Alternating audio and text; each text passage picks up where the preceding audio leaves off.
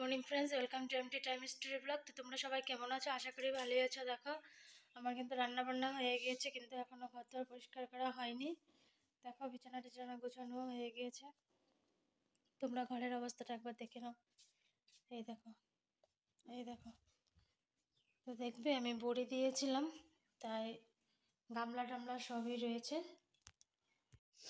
তো ফ্রেন্ডস দেখো, আজকে বড়ি দিয়েছি, এই বড়িগুলো উঠেছে আর এগুলো ওঠেনি, এগুলো টিনি আছে,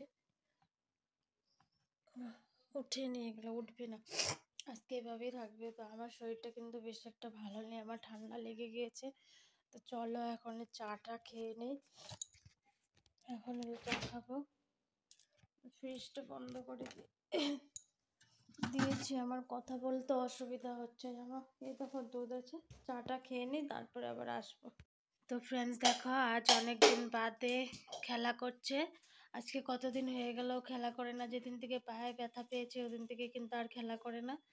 তো আজকে খেলা করছে, ঘরের ভিতরে ক্রিকেট কোচিং যেতে দিচ্ছি না। তো দেখো, এখানে আছে হলো শালগম আলু, এটা কেটে রেখে দেবো, কালকে তরকারি বানাবো। আর এখানে দেখো কলাই ভিজিয়ে নিয়েছি, তোমাদের কাছে পেস্ট করা পরে দেখাবো ভেবেছিলাম, আর মনেই নেই, আজকে দিয়ে ফেলছি।